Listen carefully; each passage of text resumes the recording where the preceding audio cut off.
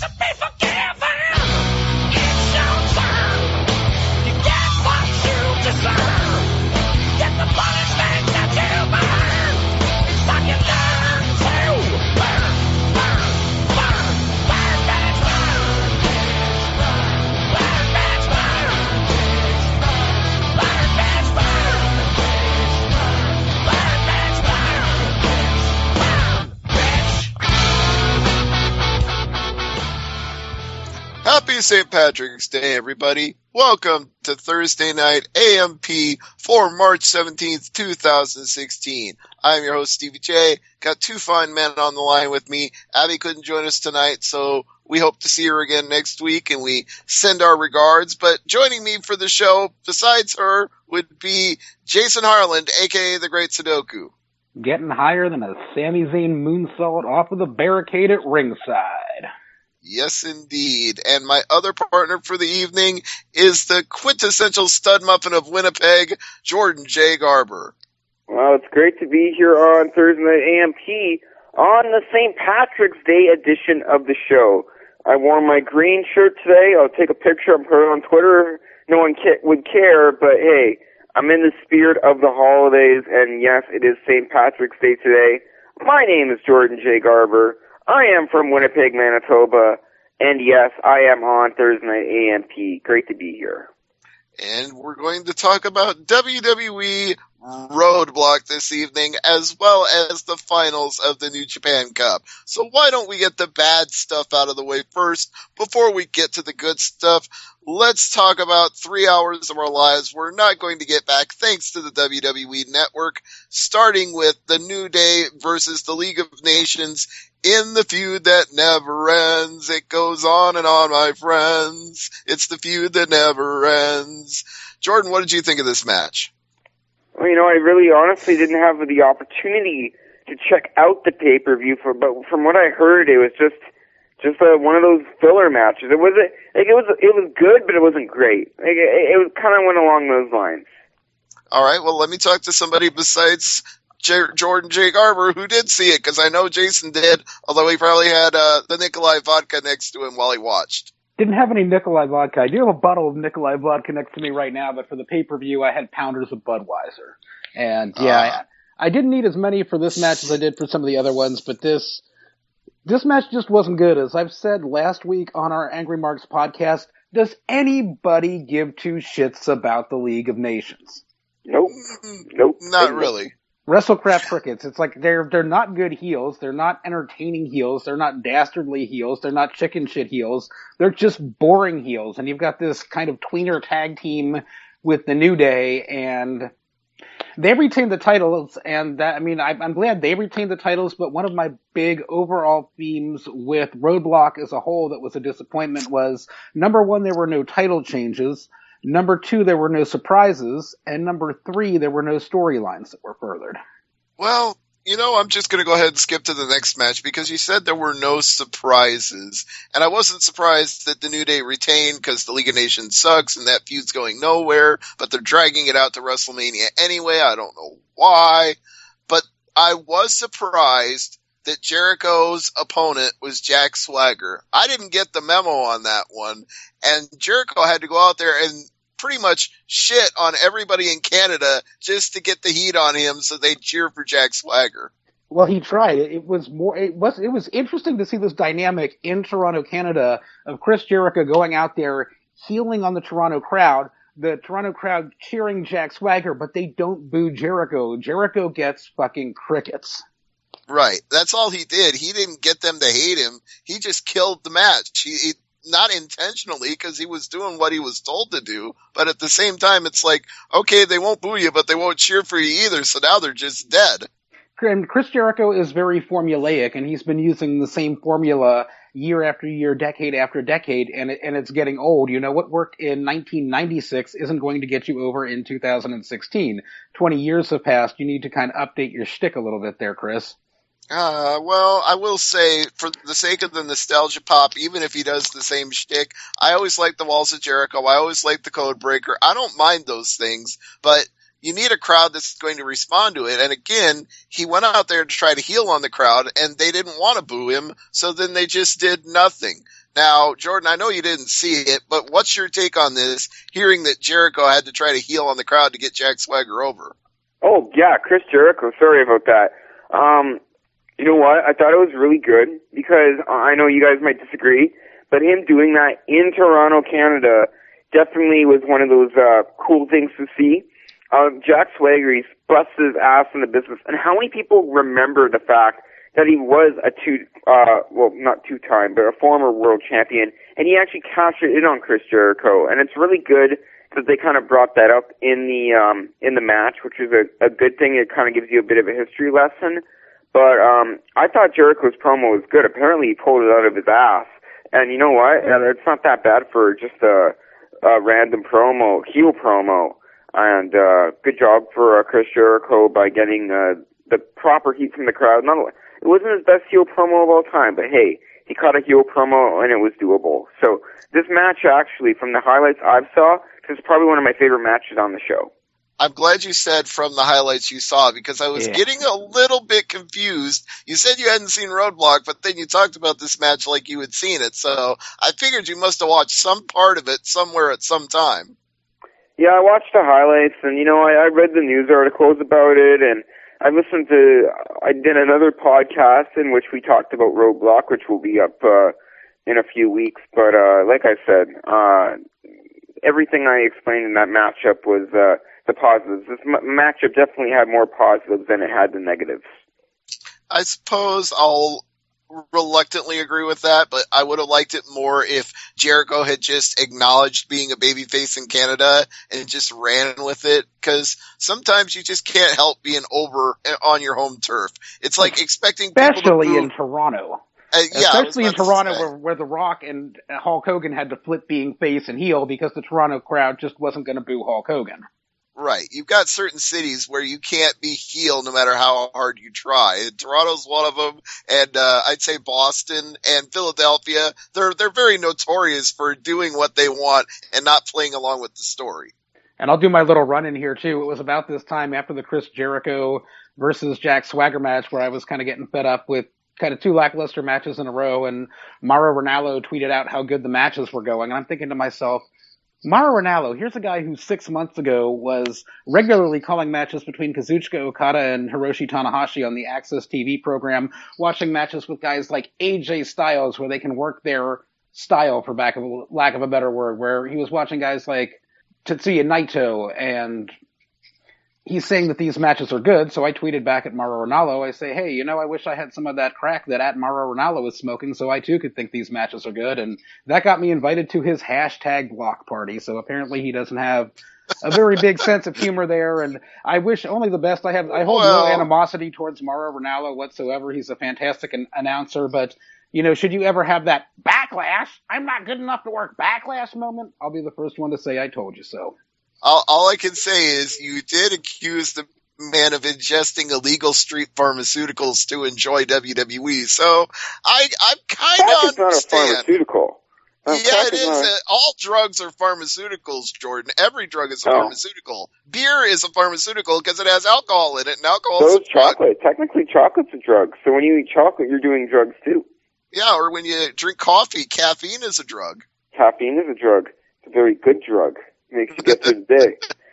So, I don't know. Everyone says people are drug addicts, but I don't get it. If you eat chocolate and drink coffee every day, like I do, I guess I'm a drug addict because I drink caffeine every day. I have an addiction, You're only an addict if you can't function without it. That's the definition of addiction. Oh, I can't in the mornings without coffee. No one can. Everyone in the world. Well, then you join about a billion other people in the world who have to have a cup of coffee in the morning, so you don't have to feel bad about that one.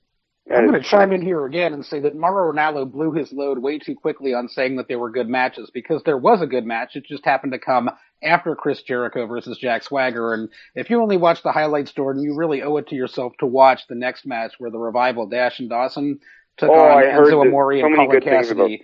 As I stated on last week's show that was leading up to Roadblock, I said this match was going to steal the fucking show, and it did not disappoint. Let me just say before either of you say anything else that my name is Enzo Amore, and I'm a certified stud and a bona fide G, and you can't teach that. This is my favorite shtick in either NXT or WWE right now, is his entire introduction. It reminds me of when the New Age Outlaws were at their peak, and I could sing along word for word with Road Dogg Jesse James. It's got that much pop to it. That's a good comparison.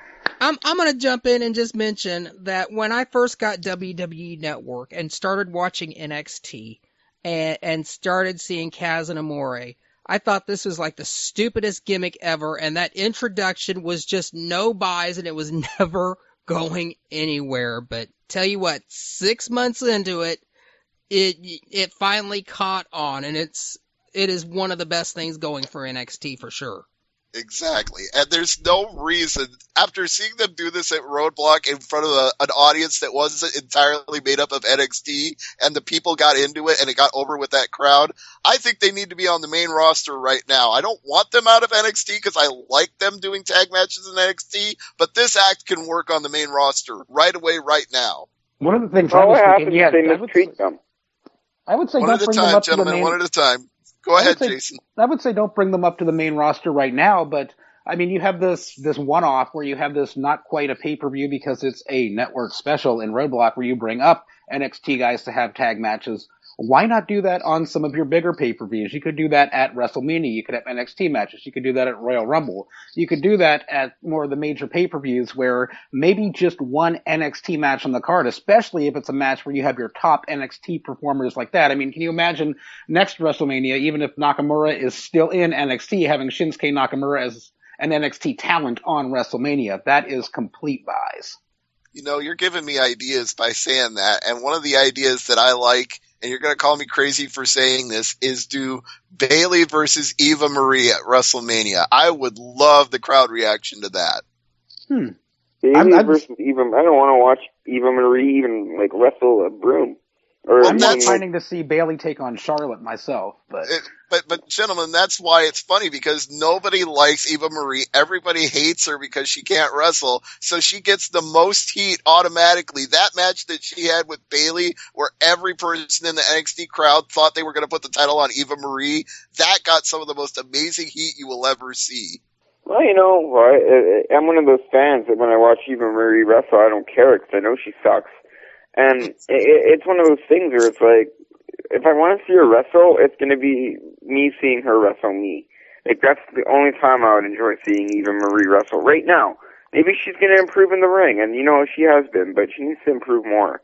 I don't know how she got into this business, but because she's hot. We know how she got into this business. She's young and hot. That's how she got into this business. But she's young and hot. But the point is that, you know, she probably gave one of the producers back there something. We don't need to speculate on that. We don't know anything about that. We don't need to insinuate that. But I do know this. There is room for everything in wrestling. If we've learned anything over the years, and I've been watching it for far too many years to count, that sometimes a good wrestler gets a bad reaction, and sometimes a bad wrestler gets a good reaction. And she's one of those terrible wrestlers who gets great heel heat. So even if she sucks as a technician, she works as a villain. That is true. You know what? I give Eva Marie respect for that. You know what? She has made it this far in the industry, and whether you like her or not, she is achieving success. So good for her. You do have a point there. I just don't prefer to watch her in the ring, but neither does a lot of people. But hey, you know what I mean? Like, everyone hates her, and she's getting heel heat, so she's doing her job. So Yes, indeed. Jason, it sounded like you wanted to add something to that. I did want to chime in, and I said, yeah, that would work. That works with your NXT crowd, but if you're bringing up NXT talent for a main roster pay-per-view, especially a marquee pay-per-view, that's something where, yeah, the Revival versus Enzo Amore and Big Cass is going to draw, where, you know, it wouldn't draw with Eva Marie, but you bring Bayley up against Charlotte, champion versus champion, that is buys on a major main roster pay-per-view. That is true. I will grant you that one. But we do need to get back to Roadblock, or as we called it off the air, Roadcock. I don't know why we came up with that nickname. Maybe Jordan remembers why. But I do know this. The Revival retained over Enzo and Colin Cassidy, because even though Cassidy is 7 feet tall and you can't teach that, it wasn't enough for the heel antics of the Revival on this day. They managed to outfox and outsmart everybody's favorite tag team. And they did it right. It's like, unlike some other heel tag teams that just don't seem to use heel tactics that fit their character, the Revival used heel tactics that fit their character, and they put on a fantastic match in the process. And it's like, you know what? I don't mind the heels retaining their heels. That's what they do. This was a fantastic 4-star match. And the other reason I don't mind it is because for me, going to NXT TakeOver in Dallas, it's going to be even more of a pop if the Revival get beat at TakeOver, and I'm going to be there to see it live, and I'm looking forward to that. Knock on wood that'll happen. Yeah, hopefully you'll get to see that. That would be something. But you will, anything else aside, you will get to see the debut of one Shinsuke Nakamura in WWE. Oh, yes. Taking on Sami Zayn. We knew this for a while now, but they finally announced it on Twitter today and made it official. I can't wait to see El Generico and Shinsuke Nakamura in a ring together against each other. That's going to be tremendous. That's going to be insane. I'll have fun watching that at home. I wish I could go and see that live like you are, but I'm going to have fun watching that on the network. Speaking of things that are fun to watch, Charlotte and Natalya. That was a pretty good match. I don't have a problem with that one. Again, yeah, I didn't have a problem with the match. They worked a fantastic match, and Natalya, teasing the sharpshooter was really good, and Natalya wrestled circles around Charlotte. It's just the heel tactics that Charlotte used to win the match with the roll-up and her feet on the ropes just don't really seem to fit her character. I mean, if you have someone who's physically tall and just domineering like Charlotte is, have her pull out a foreign object and whap Natalya with it, or have her do what her dad did and just say, you know what, it's a title match, but fuck this, I'm leaving the ring, I'm getting counted out on purpose. It's just that stupid little chicken shit heel stuff just doesn't seem to fit Charlotte's character. It's like she says one thing in her promos, but then does this chicken shit heel stuff that doesn't fit with her personality that she cuts in her promos. So I didn't like the fuck finish, but I liked the match. I'll agree with you. And Jordan, if you saw the highlights, you can comment on this as well. What match was it? Charlotte and Natalya. Oh yeah, you know what? This match wasn't too bad. You know what? It's one of those things where it's like you look at Charlotte and you see how you could just tell any match you watch that Charlotte is in. You know when you watch wrestling and you have your phone in one hand to tweet and you watch the match in the other hand, watching Charlotte in the ring makes you put your phone down, which is hard for Jordan J. Garber to do sometimes. And you watch her wrestle, and you know what? She always puts on a great match every time. And you know what? This match, you guys might not agree, but this match wasn't too bad. No, we do agree. We both said we enjoyed it, other than Jason doesn't like the fuck finish at the end, but other than that, we all agree it's a good match. That's awesome. So, the next one, again, when we say there were no surprises, there was a surprise here. Luke Harper and Bray Wyatt were a twosome instead of it being a one-on-one match, but then Luke Harper took all the bumps while Bray Wyatt stood on the outside. So it was kind of confusing until after the show was over that I learned Bray Wyatt has a back injury and that's why he wasn't taking any bumps. It was really strange watching it live, not knowing that. Jason, your thoughts? I agree. Not knowing that beforehand was a huge what the fuck moment. This was a big WTF. I mean, it was like, is this even a match? Because it was first just announced that it was going to be Bray Wyatt versus Brock Lesnar, but then Luke Harper comes out, and I thought, is he interfering? And then, Lesnar just destroys him, and there it is. There's your match, and the burial of the Wyatt family just continues, and Bray's injury certainly didn't do anything to help that. What's funny about this, before I go to Jordan for his thoughts, is you say it's a burial, Jason, but I've read directly from Wrestling Observer that they have big plans for Bray Wyatt after WrestleMania. So you may think it's a burial, but they want this guy to heal up from his back injury, which is why they had him not take any bumps, because they got big plans for him, allegedly, after WrestleMania. Husky. Too bad it can't be at WrestleMania. Well, I think at WrestleMania, he's probably just, what was he doing at WrestleMania again? It's Dean Ambrose and Brock Lesnar at WrestleMania, so what's Bray Wyatt doing? Sweet buckhole. Yeah, I really don't know. He must... He's probably going to interfere in one of the matches, mark my words. I'm going to look it up right now. I'm looking it up too. Yeah, Stevie and I had the exact same thought. We're racing to the finish. Who's going to find it first? Parachutes to the ring and parrot pants.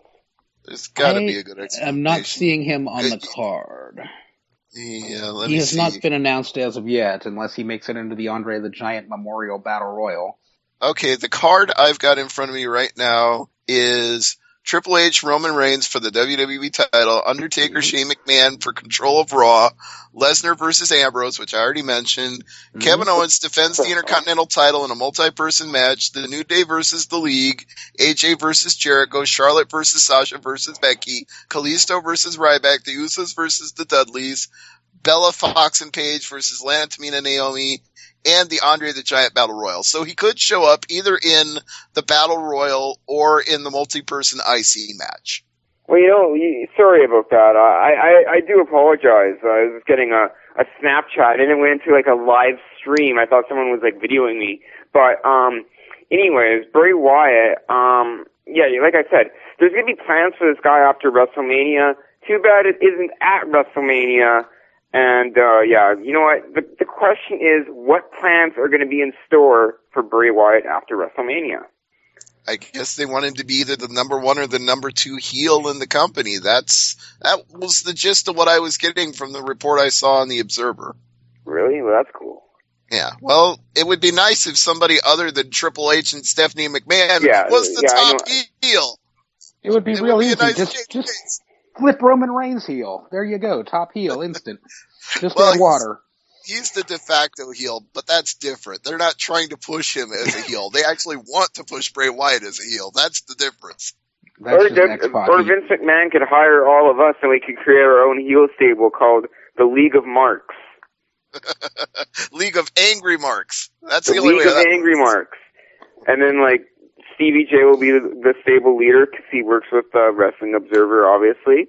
And then, like, Stevie J, you be, like, kind of have, like, the Bray Wyatt character, and we go into the ring, and I'm, like, the brawler. I come in with the steel chair, and, you know, I do some crazy things, and, you know, no, I'm just kidding. That's not going to happen. WWE ain't signing us as wrestlers, at least. Well, there's two problems with me being Bray Wyatt is I can't do the crab walk and I don't have the beard. I need the beard. If I had a beard like Bray Wyatt's, I might just try to pull it off, but I don't. So I won't. And no, I'm not going to start singing again. Anyway, Sami Zayn and Stardust. Speaking of WTF moments on Roadblock, and I like each one of these guys individually a whole hell of a lot, but the chemistry between the two of them in this match, it was not really there. Jason? It wasn't, and Stardust to me is going nowhere. The Toronto fans were really shitting all over Stardust too.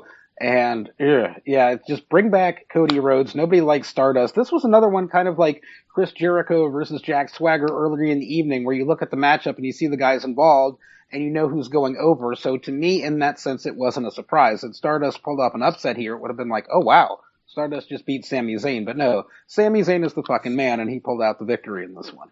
Yeah, but it almost felt like, I wouldn't say a burial. That's not the right word, and we keep using that word, and sometimes things that get called a burial on the internet really aren't. When two guys are on a pay-per-view working together or a WWE Network special, neither one of them is really buried. They're both being showcased, but at the same time...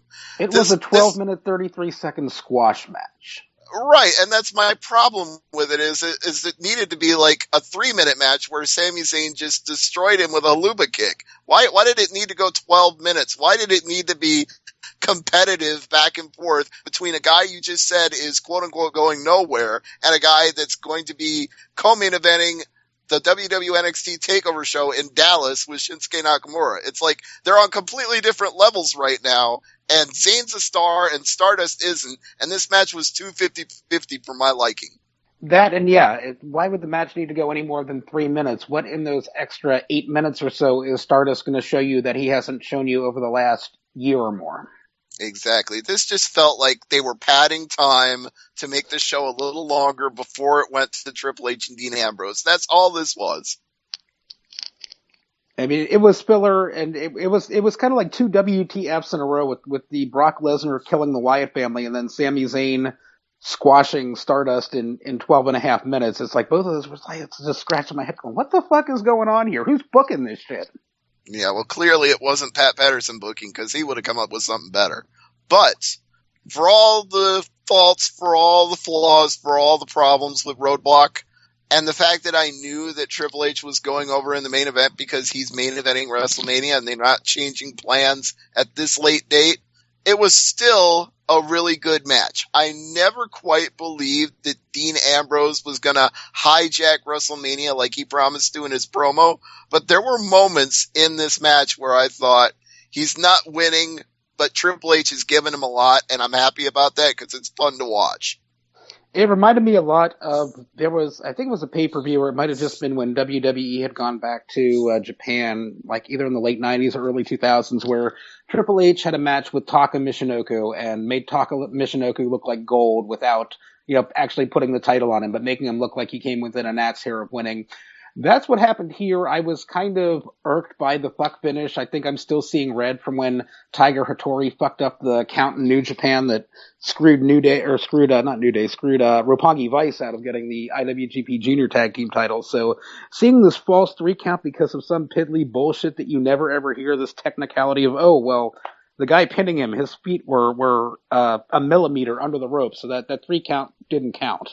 That didn't sit right. I mean, you could pick something else or have Triple H kick out, but the fact that it looked like it was a win and then they screwed him out of that didn't sit right with me. That was like, you could have booked that better, but the rest of the match was fantastic. Except I will say that Triple H, even though I don't always like to give the guy credit for things, I'll give him credit for something. When he went for a pinfall after that and knew that his own feet were under the ropes, just like the same thing they had just ruled didn't work for Dean Ambrose earlier, you could see him physically jump his legs over so that they weren't under the ropes. Like, it made it believable that that was a rule that you would enforce because he was smart enough and aware enough of his in-ring position to adjust it before he went for the pinfall. So even though it's stupid, I liked it. I could see that going either way, though. I mean, I could see Triple H keeping his feet there, him still getting the victory, and then kind of gloating about that in glorious heel fashion afterwards, saying, yeah, my feet may have been under the ropes, but the referees don't care. I'm the game. I'm Triple H. I win the way I want to win. True. Yeah, and he could be like, I am the game and you don't want to play me. Doesn't really matter because, girl, you're going to shake me. Like, maybe he could, go like that, too, after. Yes, I suppose, but I just felt like there were little things that you could complain about, but the big picture of this match was Dean Ambrose got to look really good on Triple H, and not a lot of people can say that. He did, and I hope it leads to something. Okay, Jordan, go ahead. Oh, sorry about that. Yeah, the thing is that it's so good to see Dean Ambrose finally becoming successful in the WWE. And you know what? Like I said, the time is coming soon for him, and you know what? It's going to probably be just like that Bray Wyatt scenario. After WrestleMania, there's going to be some big plans. Hopefully we see a WWE title reign on him sometime this year or even next year. Hopefully it comes soon, though, because he deserves it. He worked really hard to get where he is, and now that he's in the WWE, he's retained his position, and he's doing so good. So hopefully he gets rewarded with the World Championship. And hopefully they don't wait too long. Because that's one thing that drove me absolutely crazy about Jeff Hardy in WWE is the moment that he was the hottest and they could have pulled the trigger and put the title on him, they didn't. And then a month later when he was still pretty hot, they could have and they didn't. And then 6, 7, 8 months later, when people were no longer clamoring for Jeff Hardy to win the world title, that was when they finally did it. With Dean Ambrose, you gotta do it before it's too late. Exactly. Who knows? And what do you guys think? I know I'm going off topic. Jeff Hardy returning to WWE. Is it going to happen? No, I think he's happy with the work schedule in TNA. And in fact, I'm glad you mentioned that because he just came back on the quote unquote live Impact this week. And he seems to be able to pursue his hobbies is the best way I can put it. Like whether it's sculpting his aluminum mummies or making dirt bike tracks in his backyard, they pretty much let him do what he wants. And in WWE, he wouldn't have that kind of freedom. Yeah. He'd only be able to do his hobbies on the very few days he has off. I think as long as TNA stays afloat, that Jeff Hardy's going to stay put. But it would be interesting to see if TNA goes under and goes out of business. Would Jeff Hardy sign a WWE Legends deal? Now that I could see. I could see them bringing him, and I even bringing Matt back. I could see both of them coming back under a Legends deal to make appearances at autograph sessions and WrestleMania Access, shit like that. They would love to have the Hardy Boys under contract for that. Use them for strictly for publicity. But yeah, getting back on topic with Dean Ambrose, I really hope they're going somewhere with this momentum that they built up in that match with Triple H, which brings me to my next point. There does seem to be this really nice consolation prize that Dean Ambrose is getting, and it kind of had me scratching my head of why would you bring Mick Foley in on Raw instead of having him on the network special? It just doesn't make sense. It's like they've got things all ass backwards. It was really interesting to hear Foley speak about Ambrose's past, referring to him in CZW in not so many words, as he handed him the baseball bat wrapped in barbed wire. Yes, and passed the torch, so to speak. Yes, and I like the illusion that, like you said, it was stated without being said explicitly that he had a more violent past and he needed to go back to his roots to beat Brock Lesnar, and here's something that'll help you do that.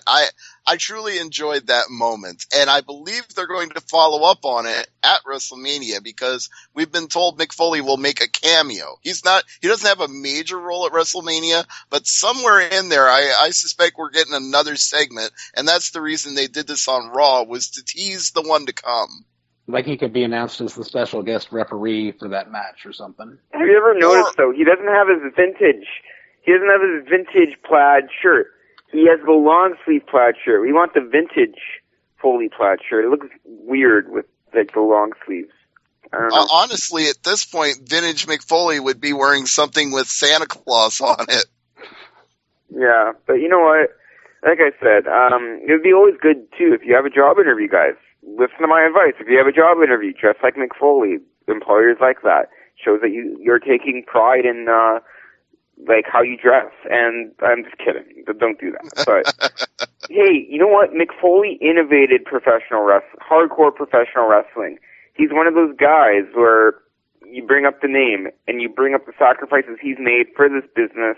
And you know what? It's so good to see him on WWE Raw again. Like, wow. I know Jason said that he should have showed up on the special. He could have, but hey, you know what? Raw's a big show as well. So it's always good to see Mick Foley on Raw. Remember, they got to make all these Raws count because it's the road to WrestleMania. So they got to make it seem like it's legitimately the road to WrestleMania, and each Raw gets better and better and better. And that Raw may have not done it, but the Mick Foley segment obviously didn't move the ratings down. If anything, it kept the episode going. I agree. See, for me, what I would say to sell your network is to have Foley come on the network special, then show clips of it on Raw, show what happened on the network special and say, this is what you're missing if you don't have the network. Mick Foley showed up and gave this barbed wire wrapped baseball bat to Dean Ambrose. You put that on the network special, you're selling your network. Well, if I have to lean either way on this argument, I have to lean a little bit more towards Jordan's side of things because 1.5 million people subscribe to the network, but 3.5 million people watch Raw. So I think it really does count when you have Foley on Raw as the road to WrestleMania continues. It just struck me as odd that they brought back both Mick Foley and Roman Reigns. I mean, they could have brought one of the two back on the network special, but saving it for Raw, it's just like, this is Raw. We just had a big event, a special network event, where you don't pull out any of the stops, and then on the first Raw after that, you're going to pull out all these stops? All right, if that's how you want to operate. Well, that's their reset for WrestleMania. Like, okay, Roadblock is over. Time to get serious about WrestleMania again. Here's this wild brawl with Roman Reigns and Triple H where Roman Reigns takes him and beats him to the living death of him, and ends up giving Triple H 6 stitches as a result. And one of the referees who got bumped into when they threw the production case also needed stitches. So that was truly out of control and a spectacle to see, and reminded you that Roman Reigns is still, whether he's over with the crowd or not, he still gives a shit about this angle, and he's still trying to make it matter. And Triple H, again, I don't always like to give this guy credit, but he gave Roman Reigns a lot in that brawl. He let Roman Reigns get over on him in that fight. Yeah, it's just one of those things that I'd like to see on a network special, because it's a network special and something special should happen on a network special. But I think we all agree this special wasn't that special. It was just a show. It wasn't great. It wasn't terrible. It was just a show. It was just kind of there. But you'd been talking about resets for WrestleMania.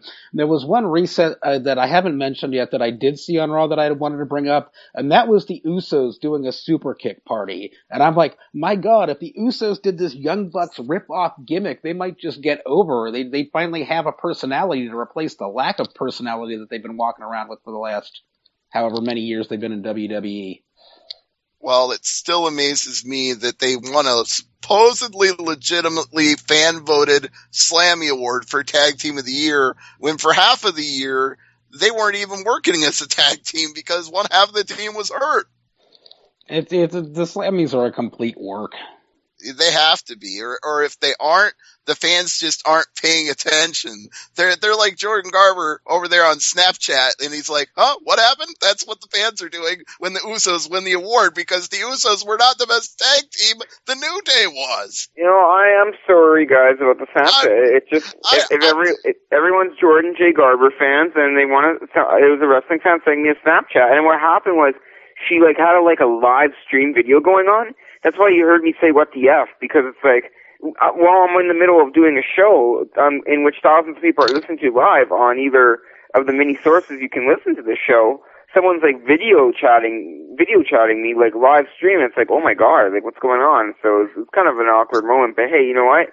Anyone that sends Jordan J. Garber a tweet, a Facebook message, a Snapchat, an Instagram post, a Periscope, you get the picture. I love attention. I answer to all my fans, and I love it all. Yes, and Jordan, I wasn't even trying to pick on you by saying that. I was just more trying to make the illusion that this is the awareness of the fans to vote for the Usos over all the more worthy tag teams that could have gotten that award. So if those awards are legitimate and not a work, it just shows that the fans were on Snapchat the whole time. That's all I was saying. I wasn't trying to dig on you. And there was one more thing that I had wanted to hit on Raw. What did you guys think of Sin Cara's Batman costume? It was like I was watching Batman versus Goldberg. All I know is the only thing that made sense about that afterwards was the translation of Sin Cara's tweet into English, which basically said, the more you know, the less friends you should have. So between that and the costume, I'm getting heel turn from him. It might be time, and then you could split him and Kalisto up. Yeah, well, Kalisto has the U.S. title already, and you know what? It's time. It's time for Kalisto to have a singles career. You know, he has the U.S. title, and hey, they want to turn him into Rey Mysterio, which they're probably not going to do. No one can replace the legendary status of Rey Mysterio, but definitely let's see what Kalisto can do as a singles competitor when he has those singles matches. You know, I would rather see Sin Cara versus Kalisto for the U.S. title than Kalisto versus Ryback. I'm just not into this idea that the big guy is going to go out there and squash Kalisto and win the title. I'm not into it. Yeah, as long as he doesn't lawn dart him into the side of a trailer a la Kevin Nash and Did they give him a wellness policy test, Ryback? He must be on something because he's huge. Yeah, but he keeps passing that test, so I don't know what the fuck. But yeah, he doesn't look like a guy who just gets that way working out at the gym. Maybe he does.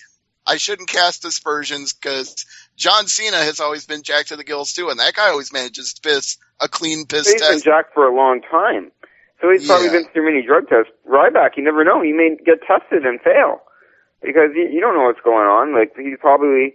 Wait, if you're under WWE, you can't smoke marijuana, can you? You can, but you get big fines for it if it shows up on your test. As Rob Van Dam and Brian Kendrick will both attest to, because they failed more than a couple. And Evan Bourne. And Evan Bourne, yes, he too also did not pass that test. That is why they need to legalize it. Anyways. Well, they need to legalize it everywhere. It needs to be world-renowned legal because it's safe and it's good for you. Anyways.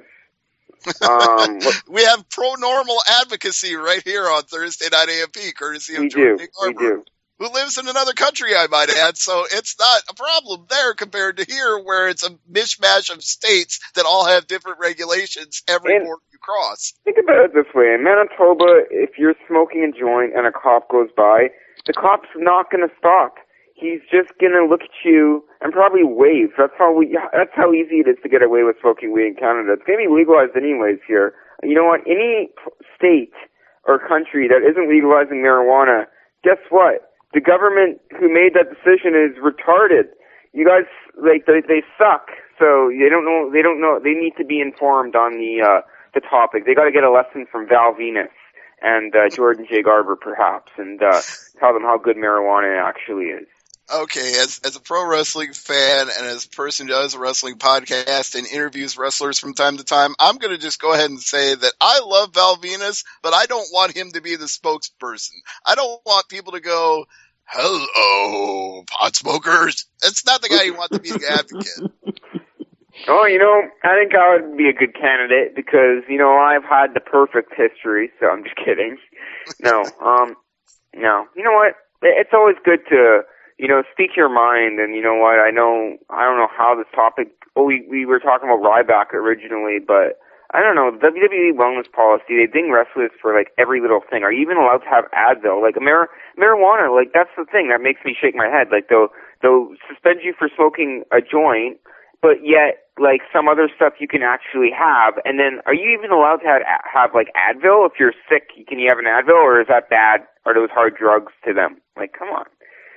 The thing is, in WWE, and this is my understanding of the policy from the last time I had a good chance to go over it and review a copy of it, is if you have a prescription for something, then you can piss for it. If you have a prescription for any kind of painkiller, as long as you're taking the amount you're prescribed for the reasons you're prescribed, you can take whatever you want, but you have to have a doctor's physical prescription and they have to have a record of it. I don't know. It's crazy. But you know what? They're just trying to do what's best for the fans, and I totally understand. Yes. But I will segue this to Japan, believe it or not, because I know for a fact that in Japan, they have an extremely low tolerance, and that's not a pun on getting high. They have a low tolerance for any kind of drug activity or paraphernalia. You can get years in jail for a single joint in Japan. So yep. I hope none of the guys on the New Japan roster are smoking anything. That's what their government needs to understand a little bit, about marijuana. The problem is that Japan's a great country full of great wrestling, and their government's great. They're honestly such a beautiful country. But why they're not letting people smoke marijuana in Japan is because the government is simply not informed about marijuana. They don't know anything about it. They don't know what it's about and what it does to you and what cancer it kills. And it's very unfortunate to see how their government isn't yet informed on how marijuana is out there and how it's getting popular in the right ways. And it's kind of sad. But you know what? I understand. It's Asia. It's a different side of the world. They're very strict. And you know what? If I were to visit Japan, I would respect those rules. So I'm not having any joints because there's so much other sights to see in Japan rather than just having a joint and seeing other things. Jason, go ahead.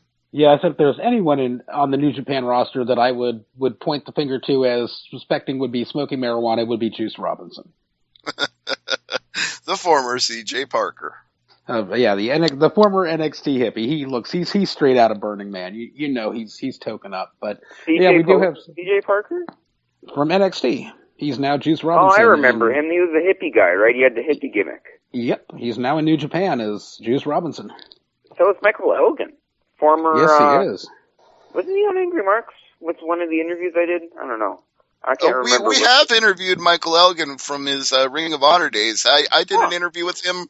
I think it was actually right before WrestleMania one year.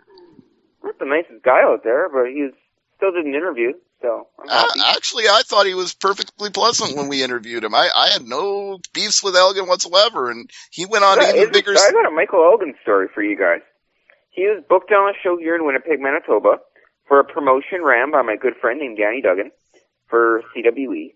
And what happens is after the event, you know, there's always the after party, and that's when Jordan Garber comes alive, so to say, sometimes. And I'm at the bar talking to a girl, and Michael Elgin keeps on giving me dirty stares, and it's like I finally just go home because I thought this guy was going to get and kick my ass. So he's quite an intimidating guy, you know. They don't call him Big Mike for nothing. Yeah, they don't say he's unbreakable for nothing either. Maybe I should go on the next week's show and call myself Big J Garber. See how that goes over with the fans listening.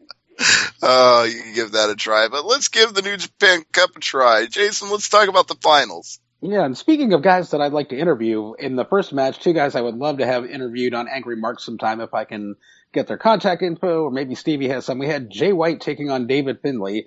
Unfortunately, we've seen matches between these two guys before, and their matches just kind of keep going downhill. I will say Jay White has the best drop kicks this side of Kazuchika Okada, and he hit a high-impact shotgun drop kick on Finlay in this one.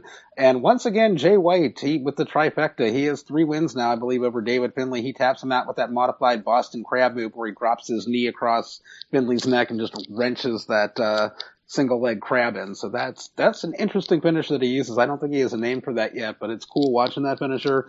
That was the first match. I've seen better matches out of those two, but it wasn't bad. Second match of the card, we had Jushin Liger and Juice Robinson taking on Captain fucking New Japan and Tiger Mask. And yeah, the former NXT hippie manages to tap out Captain New Japan with an Anaconda Vice submission. And the really cool spot in this match was Tiger Mask reversing a Liger bomb into an X Factor, sending Liger outside of the ring, and then taking Liger out with a suicide dive through the ropes. So that was pretty badass of Tiger Mask in that match. Third match on the card, we had the Chaos team of Yoshihashi and Tomohiro Ishii taking on Bushi and Evil. And I'm really hoping that this does further a single storyline between Tomohiro Ishii and Evil, because in the first round of the New Japan Cup, they tore shit up with their match. In this one, it was Bushi missing Ishii and then Evil finishing him off with an STO and getting the victory. And I do hope this feud continues, because I haven't seen much good stuff out of Evil, but when he was in the ring with Ishii in a singles match, the two of them tore it up. So I'd definitely like to see them feud, maybe even feud over that ROH television title that Tomohiro Ishii has. We go next to the first match in the semifinal round of the New Japan Cup. We have Toru Yano taking on Tetsuya Naito, and this match was just a clusterfuck. Toru Yano, he starts off the match by nailing Naito with a chair and nearly pins him with a roll-up. And there's 2 other spots where Yano nearly pins Tetsuya Naito with a roll-up. And you know what move Naito uses to pin Toru Yano with in the end? A fucking roll-up. Yeah, of course. So yeah, I mean, it wasn't Destino, it wasn't Gloria, it was just, I mean, you know how Brock Lesnar is Suplex City? This match was Roll-Up City. And it sucked. It sucked. I mean, it was what it was. It wasn't as bad as, as some of the delay tactic matches I've seen between Naito, but I mean, it wasn't the comedic gold matches that Toru Yano can put on either. It was just kind of like, really? This is your semi-final match in the New Japan Cup. So yeah, Tetsuya Naito advances to the finals to take on the winner of the next match, the previously mentioned Michael Elgin versus Hiroki Goto. And this match was all Michael Elgin. That is up until the finish, where out of nowhere, Goto wins with, guess what? A lame-ass roll-up out of nowhere. So in both semifinal matches, yeah, go ahead. I'm just going to say, when I go back to the previous conversations we've had about the New Japan Cup, I don't think any of us on this show picked Naito versus Goto in the finals. I don't think so either. Yeah, I really saw Michael Elgin win. It's like, I'll get to why they set up Goto versus Naito in the finals. It's like, I really don't like the way they booked it. They booked it purely for developing a storyline, which it's like, It's like, I'd rather see the tournament be a tournament in its own right and look more believable in the brackets and the way those are booked and won than by having the winners of it win it simply to advance a storyline. You can advance storylines other ways than by winning a tournament, and this was a bad way to do it. But I mean, you have Elgin being Michael Elgin. You had Elgin slingshotting into the ring with a body press onto Goto. I mean, you had him doing high flying moves. You have Elgin doing that hoisting suplex on Goto, where he's got him up for like 20 seconds before finally completing the suplex. I mean, you want to talk about Suplex City? Elgin is Mr. Suplex City in Japan. And he hit that, in tribute to Hayabusa, he hit that deadlift avalanche falcon arrow, and Gato managed to kick out at about 2.8. I mean, this match was all Michael Elgin until Gato pulls out this lame-ass roll-up finisher, and yeah, so your matchup in the final rounds is Tetsuya Naito versus Hiroki Goto, both of which are set up by fucking roll-up victories. That is not what I like to see in New Japan, but we would get a little respite in between that and the final match. We had a filler match of Tomoaki Hanma, Togi Makabe, and Hiroshi Tanahashi, the John Cena of Japan, taking on Yujiro Takahashi, Tama Tonga, and Bad Luck Fale. What you really want to check out for this match is, as the match starts, Bullet Club throws Tanahashi outside of the ring. Did they throw him to the dogs? Because I hear dogs barking right now. Yeah, I'm not controlling it. I'm not going up there and dealing with this on the live show. Like, I don't know what to do. Can you just, like, mute me for, like, a minute? I'll leave that up to producer Kevin, but go on, Jason. But yeah, what I really liked about this was, at the beginning of the match, Tama Tonga was there. He threw Tanahashi outside. Hanma and Tanahashi were both outside getting beat up by Fale and Takahashi. Tama Tonga was there. He takes a camera from one of the ringside photographers and starts snapping pictures of his Bullet Club stablemates beating up Hanma and beating up Tanahashi. That was fucking cool. That's the kind of stuff you never see in WWE. Yes, indeed. I fully endorse that move. That's pure dick heel move, and that's what the Bullet Club's all about. It was, and guys like Tama Tonga can wrestle in their own right. The finish to this one saw Tama Tonga catching Hanma coming off the top turnbuckle with a Kokeshi, catches him in that Kokeshi, turns it into a cutter as Hanma's coming off the top rope. Tonga puts him away with the head shrinker DDT. After the match, Tama Tonga gives the head shrinker DDT to Togi Makabe for good measure, and then Fale picks up Tanahashi and nails him with the lifting lariat for good measure. So it was good to see Bullet Club squash the band of ragtag, ragamuffin, let's just throw a team of baby faces together. Now, I keep hearing over and over again that Tama Tonga's real-life brother, Telvita Fafita, who played Camacho in WWE, is being brought into the Bullet Club. What do you know about this? That's what I've heard. I think it was the first show, the March 3rd show, where he announced that he's going to be bringing in a new member of Bullet Club, and that he and this new member of Bullet Club are going to challenge for the tag team titles, but that is all that he has officially said within the confines of New Japan rings and press conferences. But yeah, the speculation is that it's his brother. I hope it is, because that'll be the payoff. I mean, even if it's predictable, sometimes predictable is good in wrestling, and that would be a move that would please me as a fan. Anyway, heck, at this point it would please me if they brought in King Haku and said he is now a full-time official member of Bullet Club. Yeah, well, I think that would be fun, but I also like the idea of him showing up once or twice a year to pop the crowd. I don't think he has to be a regular. No, he doesn't. But yeah, I mean, even having him say it's a regular manager would be pretty awesome too. That's true. They could tape like a year's worth of vignettes and just roll them out over time. Or just have him come out to the ring with the guys, and if he wants to, play Mr. Fuji and crip a guy as he's running the ropes or interfere, that would be pretty cool too. Indeed, indeed. But anyway, back to the cup. Back to the finals. We'll move on to the final match. We had Tetsuya Naito taking on Hiroki Goto. And this match was better than it had any right to be. They did their best to put on a New Japan style final match. We had German suplexes, we had Avalanche Frankensteiners, we had Gato kicking out of Gloria at like 2.95, which was really close. A lot of false finishes in this one. We had Gato counter a Destino attempt by Naito into an Ushigoroshi, which I always mark out for that. There were 3 different Ushigoroshis that Gato hit in this match. He hit an Avalanche one on Naito too that Naito managed to kick out of at 2.6.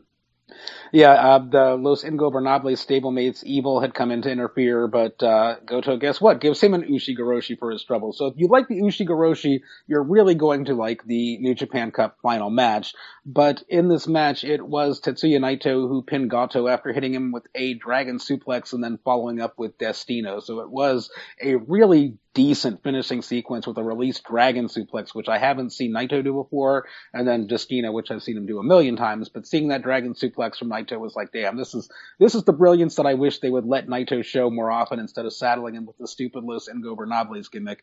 But so Naito ends up winning the New Japan Cup, and he says that he's coming for Kazuchika Okada's IWGP title. But that would not be the end of it, because into the ring come the Los Ingobernables stablemates of Bushi and Evil, and they start laying the boots and giving a beat down to Hiroki Goto. And who should come in to make the save but none other than Kazuchika Okada. And Okada, gets on the mic and keeps telling Goto that they'll welcome him into Chaos. So that it kind of furthered that storyline, and that seems to be the reason why they had the finals set to be Goto versus Naito, because they wanted to further this, will Goto join Chaos and Kazuchika Okada, or will he, remain on his own, which you can do that in other ways. I would much rather have seen Tetsuya Naito take on Michael Elgin in the finals. I think it would have been a much better match. This match itself was better than it had any right to be, even though it was an Ushigoroshi fest, but I mark out for that move. But just having a final to advance a storyline doesn't quite sit right with me, at least not for New Japan. Well, I kind of agree and I kind of disagree. It doesn't really need to be done, but at the same time, is the New Japan Cup the most important tournament of the year in New Japan? No, not even close to it. So if you're going to waste a cup to do an angle, let it be this one instead of something more important. Yeah, we wouldn't want to have that happen at the G1 climax. That would be even worse. But exactly. So if it's a throwaway cup, then let it happen here and now. And I have to say that I am really, really, really happy that we have set the clocks forward now, because now for most New Japan events, I'll be getting up at 5:30 in the morning instead of 4:30 in the morning. You won't be getting up at stupid o'clock, and neither will Abby, so you're both very happy about that. I'll be getting up an hour past stupid o'clock, although the New Japan Cup finals took place at 3 o'clock in the morning, so even at 4 o'clock in the morning, that would still be pretty rough, and operating that Saturday with 3 hours of sleep was pretty rough, and then going into Roadblock, which took place later that night on 3 hours sleep, was like, oh. So yeah, the next New Japan event that we have coming up is on the 27th, Road to Invasion Attack, and we'll have another Angry Marks show before that on the 24th, so I won't cover that now, but on next week's show, hopefully we'll have Abby back and we can run down the Road to Invasion Attack card, which looks like it's taking place Easter Sunday. Ooh, well, yeah, you gotta love New Japan Pro Wrestling, and I do apologize about the dog. That was kind of random, especially when we were talking about the good old product of New Japan Pro Wrestling, and yeah, I'm very excited for that event on the 27th. I actually might even watch it, so it's going to be exciting. And I'm going to give Stevie a little tease here, because I know he's going to like to hear this, but your friend and mine, well, both your friends and mine, Rocky Romero and Beretta, will be on the card on the 27th. Excellent. Roppongi Vice for the win. Roppongi Vice represented on Easter Sunday in New Japan. It doesn't get any better than that. I'm going to have to think carefully about... I act like Trent Beretta, personality-wise. It's kind of cool. It's kind of a compliment. I guess so, a little bit, yeah. But I'm going to have to think seriously about that one being on Easter Sunday, because my wife's family usually has an Easter Sunday brunch. So if I get up at stupid o'clock to try to watch that and then go to the brunch afterward, I might be in sorry shape. Yeah, you might be. It's I don't know if it's worth getting up for, but if you have NJPW World, it would certainly be worth checking out on the replay. You know, speaking of things that I want to tease, we may have a few promo codes to give away for a free month of New Japan Pro Wrestling, the New Japan World Service. We may be able to give away a few codes here in the very near future. That is awesome. And to any Angry Mark fans who's kind of on the fence there, if we can get that for you, I would definitely jump at that, because it is second to none, the quality of programming that NJPW World provides. Much, much higher quality matches than you'll see on the WWE network. But in order to get the code, you got to follow me on Twitter. I'm just kidding. No, you don't. You don't have to do that. No, that would be a good follower counter. I would say make it a 2-for-1. Make sure they follow you and follow your last interview guest, and then guaranteed we'll give them a shot at it. Who knows? You never know. You never know. So, let's see, what else do we want to get into before we wrap it up tonight? Well, There was Jordan, one you always topic. say that I have one, but I'll defer to Jason. What's yours? The one that I was talking about this with Kev right before we went to air. I had seen TMZ had broke the story that the wrestler Sting is officially retiring.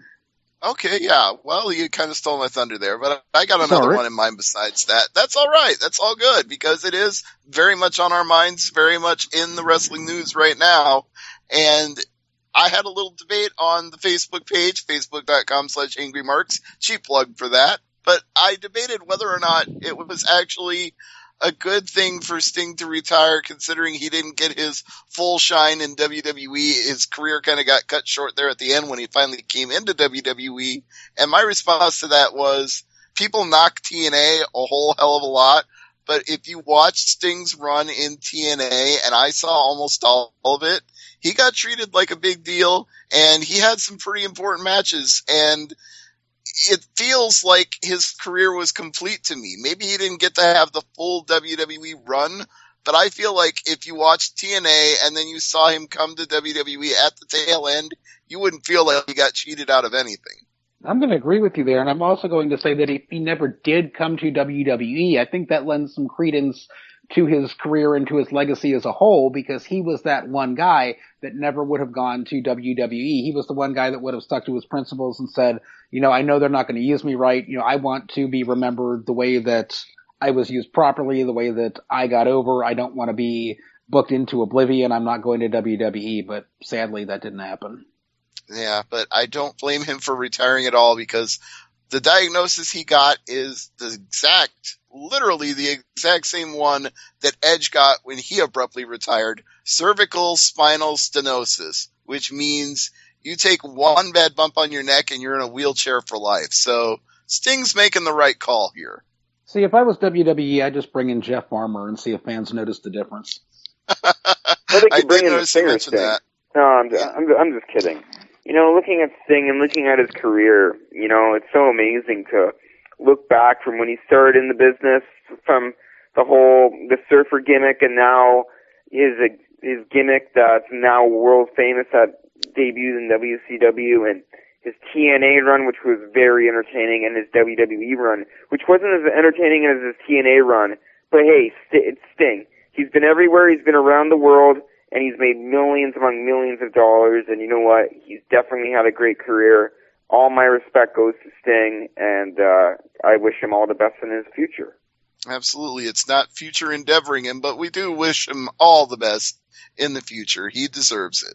Now, as for the other topic I thought about, and I'm going to ask Jordan because he always brings up we don't cover TNA enough on this show, and I've been trying to do more of that in the last couple of weeks. So I want Jordan's take on the fact that Drew Galloway cashed in his Feast or Fired on the quote-unquote Live Impact and won the TNA World title. Oh, that's a great thing for a very underrated wrestler like Drew McIntyre, a.k.a. Drew Galloway. He cashed in his Feast or Fired case, and you know what? It ended up in a big reward for him as he defeated the iconic Matt Hardy, and he is now the TNA World Champion. I don't think the title exists now as a world title, but still, this is very big for Drew Galloway and his career, and it can only improve from here. I've always heard the argument for a world title is that it is fought over and defended and showcased in foreign countries outside of the United States. And if we're going to be technical about it, they have toured in England. They have taped Impact in England. So I think we can, in fairness, say it is a TNA World title. Yeah, we can definitely say that fact. It's just one of those things where I kind of referenced to a Pro Wrestling Illustrated article that they didn't call it a world title anymore, but since they're doing those shows in England, that might be the difference. That is a different country, and that still counts. You are still going overseas to defend that championship.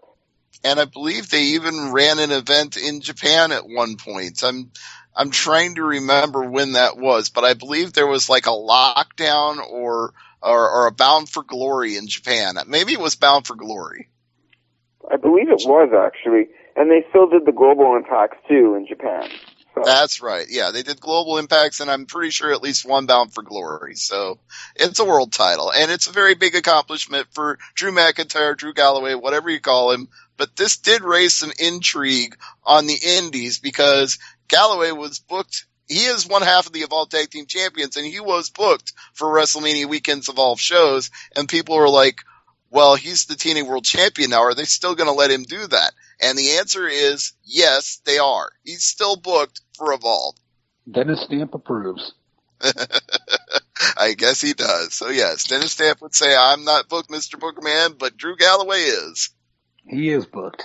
Yes. Which is a good move on TNA's part to keep relations with talent that works for other promotions open like that, and to not lock them in when they do have other things going. And yeah, I mean, it's good too that with that Feast or Fire that they didn't shoot fire Drew Galloway without his knowledge. Well, even Grado is technically not going to get fired from his Feast or Fired case because he showed a video clip. He had evidence that the case was switched on him by Eli Drake before he opened it. So he didn't get the real fired case. So he's got a case to get reinstated. This is a storyline now. Yes, it is an actual storyline that Grado presented video evidence. I mean, okay, it may seem lame as fuck to you, but I don't hate it. There's a lot of things. Everybody wants to knock TNA all the time, and I've even seen people post comments every now and then where they say, oh, that's a typical opinion from Angry Marks about TNA. Well, guess what? I'm not negative on TNA. I'm not the wrestlers, not the product. I'm negative on their financial state and their mismanagement that got them on a low-rated network. I am not negative on the wrestlers or the product. I agree. So, that's everything I can think of to talk about. So, time for cheap plugs. Jordan, we'll start with you. Well, there's Jordan Garber now from this Tuesday with Chelsea Green. And it's a really good interview. It was showcased on many multiple wrestling websites the other day, and there's a reason for that. It's because it's a very good interview. Chelsea talks about her time in Tough Enough. Her whole story about doing the WWE Raw angle as Megan Miller, most of you WWE fans will probably remember that. Her time in Japan, among many other things, definitely a good thing to check out. Jordan Garber now on VOCNation.com every Tuesday at 10:30 p.m. Central, 11:30 p.m. Eastern.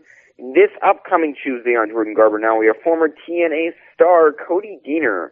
I really like Cody Deaner, and I know he's not the biggest name to have on the show, but you know what?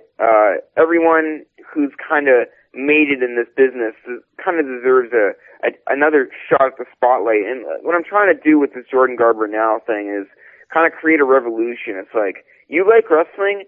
I love wrestling too.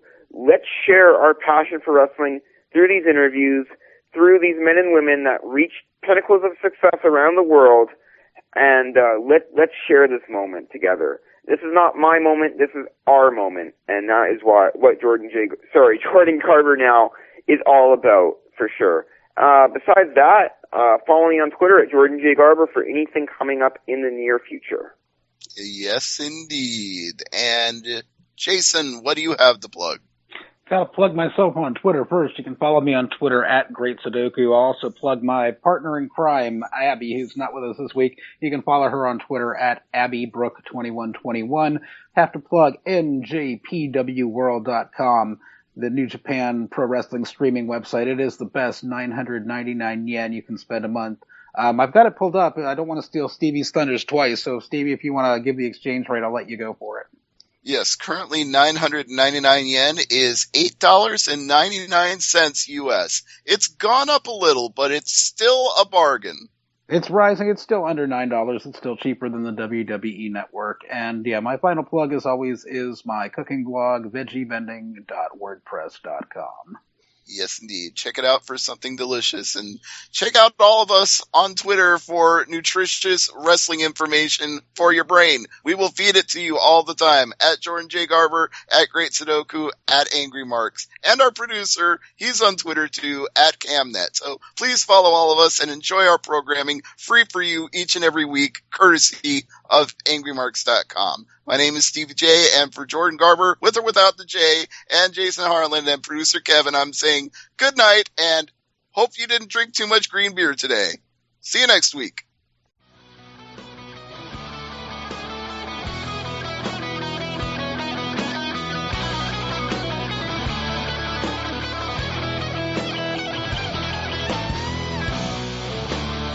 To the limit. Now you're falling off the edge. Too late to